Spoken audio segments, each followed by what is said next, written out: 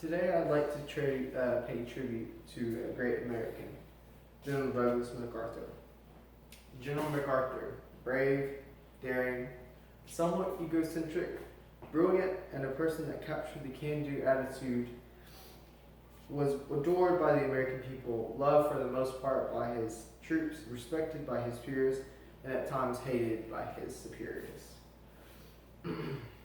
MacArthur's courage was something for many people to admire. MacArthur led his troops through many different case scenarios, and some of these that come to mind are the times that he led them from the front lines. In World War I, he was very active and leading his troops from the front lines, unlike some of the other generals that would lead from behind the lines. MacArthur was out there with his troops and wanted to lead them personally and make sure that they were getting through and that the objectives that he could see them being captured one by one, and he had a much more on-hands experience. He led from the trenches. He was known for leading in the charges and in the raids into no man's land and all the very dangerous case scenarios. He was right there with his men on the front lines, especially in World War I. He was also known for leading his troops in impossible odds. In World War II,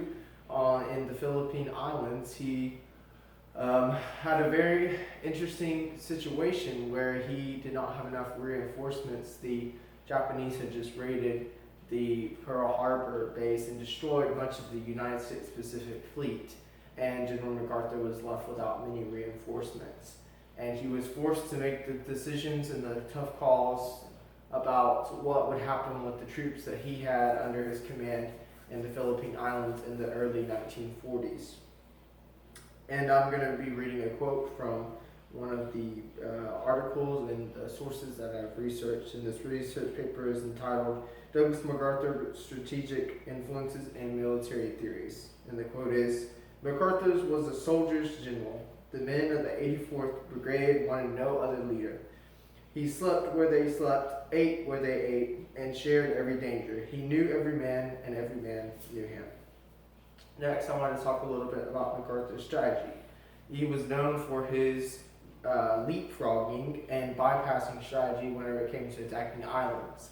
Instead of hitting the heavily concentrated and heavily fortified islands, he would bypass them to hit the weaker links in the enemy's chain of defense.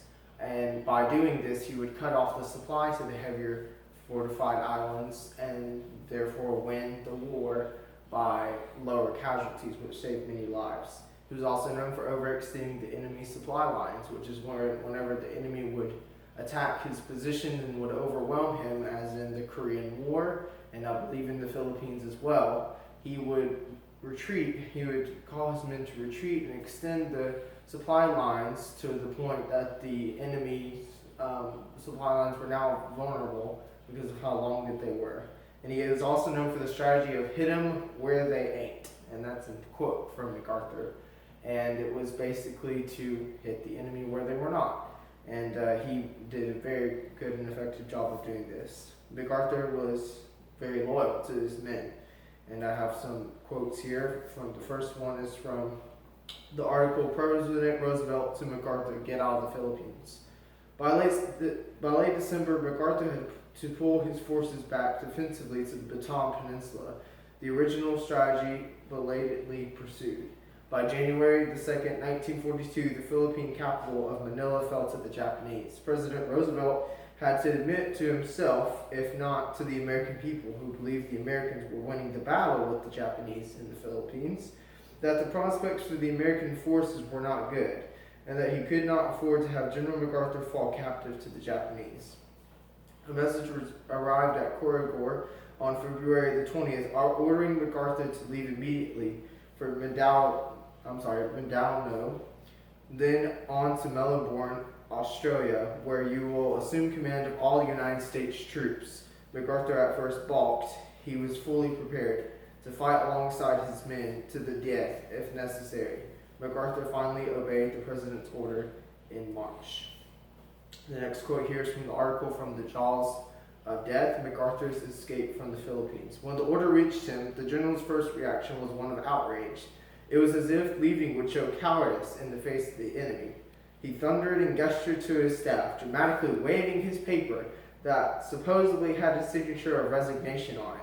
MacArthur said he would resign his command and fight as a volunteer on Bataan. He was known for many dramatic outbursts at various times, so some of his staff did not quite take him seriously, but I do believe that he truly wanted to see his men continue to fight a battle on Bataan, and he was committed to that cause.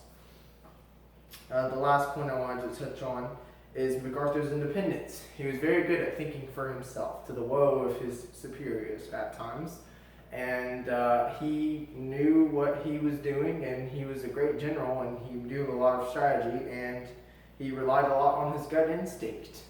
And at times he went against orders, actually several times disobeyed orders and pursued what he thought was the right course of action, which actually did turn out to be the right course of action, but did make him unpopular with many of his superiors.